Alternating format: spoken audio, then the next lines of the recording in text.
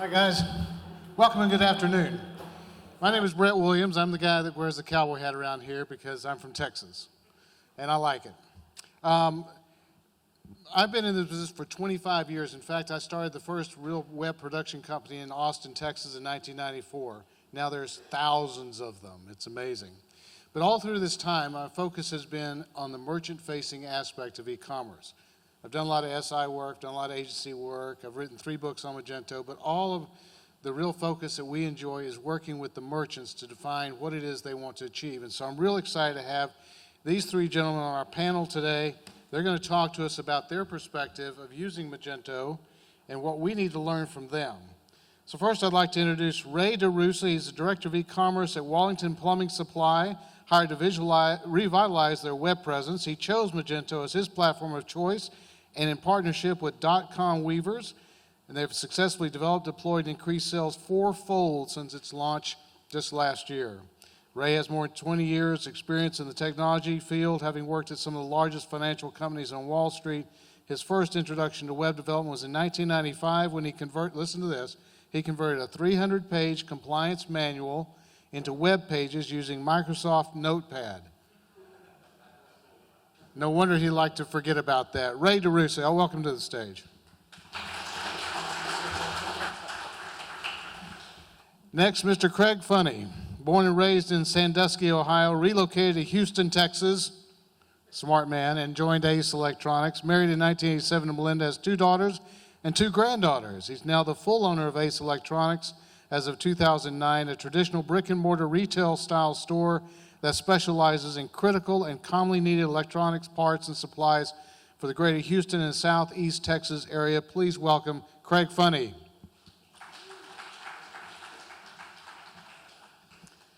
And last but certainly not least, Brandon Remy. Brandon is a Magento enthusiast. He is the Director of Enterprise Sales for the United States for Krish Techno Labs. He's also an entrepreneur and operates as managing partner and CTO at May Village Trading, where he develops, maintains, and improves client experiences. He lives in Kansas City with his wife of 7 years, 2 toddler sons. How did you have time to get to this? And a fresh 14-week-old baby girl. My goodness. No wonder he left. He came up to New York. He likes a good stout Guinness while cheering on his favorite football club, Go Sporting, Brendan Remy.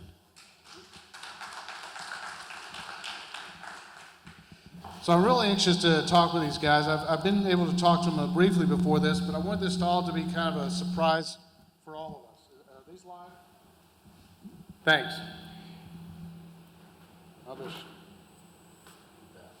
Okay. But I wanted to keep it a surprise for all of us because it's important that we hear from the merchants. We hear in these conferences a lot from developers, technologists, vendors, right? But it's really the voice of the merchants that drive our business and help us define what our products and services should be. So first I want to go down the list here. I'm going to start with, I just want to ask, raise your hand if you did a Magento 1 to Magento 2 migration. Any of you do that? They're all Magento versions right in Magento 2. I love that. That's beautiful. Now, when you were looking at Magento 2, did any of you consider other platforms before you dived into Magento 2, or was it Magento always? Any of you? Go ahead. Mozu, once upon a time. Y'all remember Mozu? It lasted, what, a day? Anybody else? Everybody Magento. Great. So we have a real fan club here. Okay, now, so here's a tough question, guys. So, and we'll start down here with Ray. If you had one thing that you said was the one thing that made your Magento experience the most successful, what would it be? Flexibility. The flexibility of the platform? Flexibility of the platform, the add-ins, the ability to customize. You guys got to understand where I come from. Sure. Right? Does anybody know anything about the plumbing supply business? All right. It's my I favorite. didn't think so. This is nothing like what you've heard before in any of these other conferences. Plumbing supply is static when it comes to products, right? But I have 1.9 million SKUs in my database. My ERP system was built in 1986. So the solution that was offered for a platform built that far back was one like Apple, right? You all get Apple, right? It's kind of proprietary. Certain things can't be done, can't touch this, can't touch that. Well, what we did was we looked at 1.9 million SKUs and we said, listen, we can't be static. We have to be able to be, we have to manipulate the website. We have to do certain things. Well, what's going to offer us that ability? Magento. The issue comes into 1986 platform, ERP. What type of APIs do we have? Well, as I was introduced, .com Weavers was able to turn around and look at that platform, look at the APIs, and be able to manipulate and move and create that custom integration to Magento. Not many other platforms give you that opportunity. And what did I need? I needed real-time pricing. I needed updated inventory, real-time updated inventory, and I needed my customers, mostly contractors, to be able to see their invoices and their POs on a real-time basis. So take a 1986 ERP system, what can you use to take all that information and put it out there on the web? Magento. So in your case, it was the ability to really integrate with an old legacy system that made Magento the winning platform. Absolutely. Now, is this the first e-commerce platform you've used in your company? No, there was one that was offered to us from, no names, was offered from us by the company that gave us the ERP system. It was good, but it was not flexible. Like, I want to be able, as the director, to create a quick ad and throw it up there. I create the ad, I put a ticket in the old way, put a ticket in, 3-4 days later, it'll cost you X amount of dollars. So are you kidding me? I just want to put an ad up on the front page, you know, right here, a little banner. Magento gives you that opportunity. It gives you the opportunity to put in add-ins, put in marketing, email, whatever it might be, without being tied to that. I love Apple. Don't get me wrong, you Apple fans. I love Apple, but it's not a proprietary platform. Okay. What did you say, Craig? My story is not a whole lot different than yours. I'm in the electronic parts business. I got a partner. And, you know, people don't come to my store to shop, they come to buy. So when I have something on my website, it's got to be correct, it's got to be accurate, inventory's got to be correct, pricing has to be correct. But what drove me to Magento was we had an e-commerce site before that, and it was, I don't even remember the name of it, it was very just here it is, put your stuff on it, that's all you can do with it.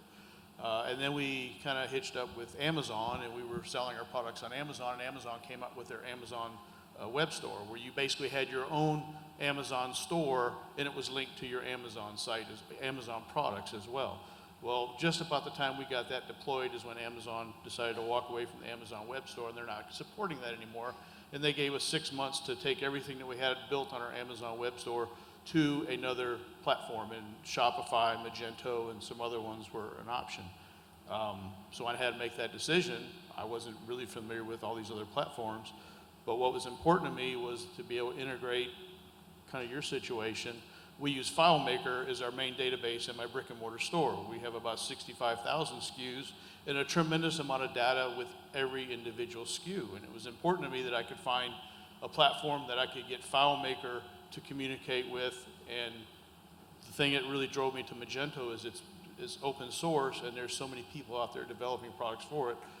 We were able to find a developer that was able to write an API, and now I'm getting into areas over my head. That's why I hire people to do that, to be able to take my inventory, take my Amazon web store, convert it to a Magento, and then take my FileMaker data, which changes on a minute-by-minute basis while we're open for business, and get those two to communicate. So when someone goes to my website and looks for a part, and they see that I have them in stock, and they see the price, that's real data, and that was really important to me.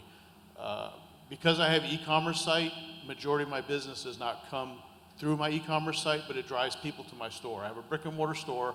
We're 55 years old. We do things the way we've done things for years, but yet I have to stay current. I've got to stay relevant to my local customers and new customers.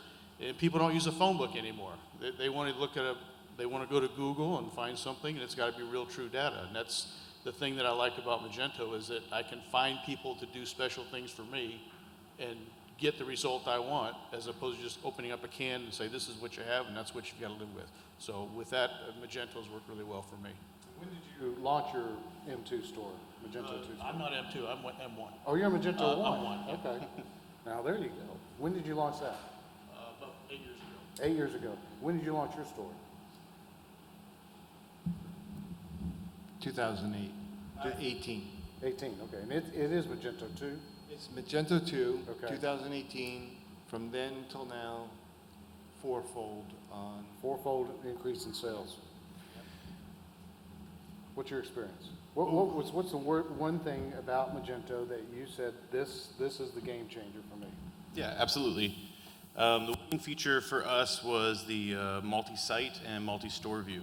Our company started off doing wholesale supply for repair shops that used to fix iPods back in the day, and that grew into iPhone repair parts, repair tools, soldering equipment, maybe some other things along that line. But having the entrepreneurial spirit, we also saw a lot of vape shops popping up around 2015. So we decided we wanted to get in the import-export business for that as well. So if you can imagine the wholesale buying experience where you purchase an iPhone screen, and then you start to see e-cigarettes and e-liquids start to populate over that front store, it becomes a bit pervasive to the buyer experience. So our way of handling it was 2 Volusion stores, but I can't have them talk to each other. So our main requirement was one back end that we can connect to our ERP in Magento, and then multiple buyer journey experience. So we have a URL with a B2B portal with 2 different store views for each product line. And then we have additional B2C sites where we sell directly to the consumer, have a little bit different branding language, and different buyer journey and payment methods and so on. I just see that when you're selling e-cigarettes along with iPhone repair parts. Can you see that? Is your iPhone broken? Well, let's mellow out, man. Don't get upset. We got you covered both ways. Yeah. That was cool. All right, so here we're going to get to the meat of the discussion here. We kind of done the setup here. And you have an audience out here, people in the industry that are waiting to hear from you. What's the one thing, and let's start with Brandon this time. What's the one thing you feel the industry is not listening to in terms of e-commerce and or Magento and or Adobe? What is there anything that you can point your finger to and say, boy, I wish they'd hear me on this? That's a good question. So I wear another hat, and I'm on the agency side as well. So I've got to be a very happy Magento customer, and I've got to be an angry Magento customer as well while paying that commerce bill. And then I also get to see other experiences with other merchants that we work with, and the other side of the hat. So with that, I think it's been getting better over time, but I'd like to see more out-of-the-box functionality to enable the merchant to do more. And we're seeing that with Page Builder, but it's kind of at the beginning stages, right? And we're seeing that with the content management. And I think it's going down the line, but I think there's a lot more merchants that want to be able just to get up and running and not worry too much about the development side, other than integrating with your ERP and mapping it to your business model. So. Ray, your thoughts? For me, the area that I would like to see either improved or changed, or maybe just a better mechanism, is search. I spent a lot of money with Google so that when people go to Google and search for something, they find me. I don't like giving my money to Google when it's already on my site. I would just like to see a better way for the industry I'm in is very unique parts. I'm not selling generic parts that people can just go to any other store and buy them. Very specific part numbers, very unique parts, not just a generic area. If someone's looking for a specific transistor or IC or relay, that's what they're looking for, not something like it. So when they go in and do a search, The only way I can really drive a lot of presence to my site, which in turn brings them into my store, that's what my e-commerce site does for me, is to spend money on Google so that my products get promoted on Google and they can find it that way. I would really love to see that search capability on the web be more specific to specific keywords. And it could be just the way my store is set up because, again, kind of what you were saying, I depend on developers to do things for me that I can't do because I have a full-time job. I can't spend all entire day learning how to build a website. I've got a business to run. So just to clarify, are you looking for better search results in Google or better search results on your website when people search on your website? Well, technically both. Once they get to my site, they can find the part. Okay. But I may have a part that nobody in the world has. Right. I deal in some very specific electronic parts. But they can't find me unless I spend money on other search engines for them to find my parts. Okay, gotcha. Okay. Ray? What do you want them to hear?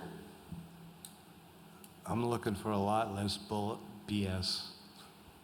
Less BS? And what I mean by that is, listen to me. You got a product you got to sell, you got a website. There's a lot that's going on out there. There's a lot that's going on with Google.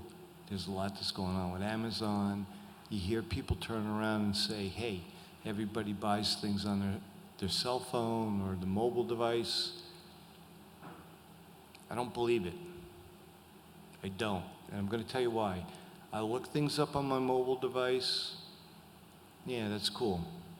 I go back home. I do a comparison. What better screen to do it on than on your laptop? There's a lot that's going on out there, and there's a lot of people that are trying to sell you something. Take a look at your products, take a look at your product base, and think about what is it that you want to do.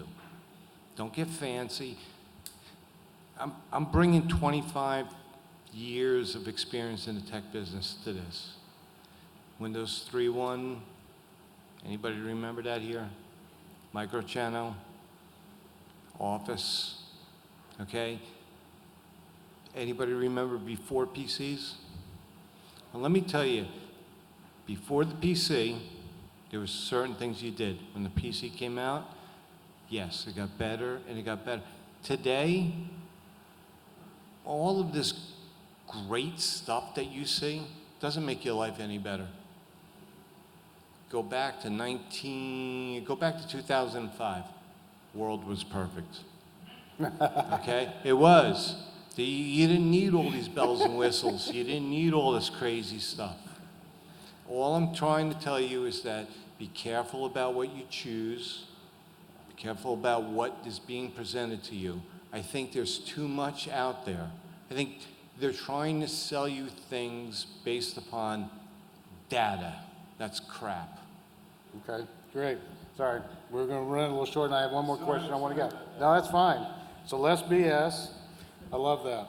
More out of the box. I love that too. One more question. So during this conference, and back during Imagine in Las Vegas, and at Meet Magento conferences around the world, a lot of talk about progressive web apps, PWA. And from a merchant's perspective, do you feel like the community yet do you understand what the value proposition is for your business? Do you feel like they've communicated a value proposition to you? Or are you looking at going, is this just more BS buzz? No, I agree. It's important. Okay. I like I love the concept. I love the ability to turn around and do that without installing an app. Just like that, right? We don't need to complicate things. Does anybody remember the old KISS? Keep it simple. That's right. I'll leave off the old S. Yep. All right, keep it simple. That's an awesome proposition. Okay. All right, stop talking about it. And Make do it a reality. Yeah, okay. Don't blow smoke. Right. Make it a reality. Make it cheap. Make it affordable. Make it so we can all capitalize on it.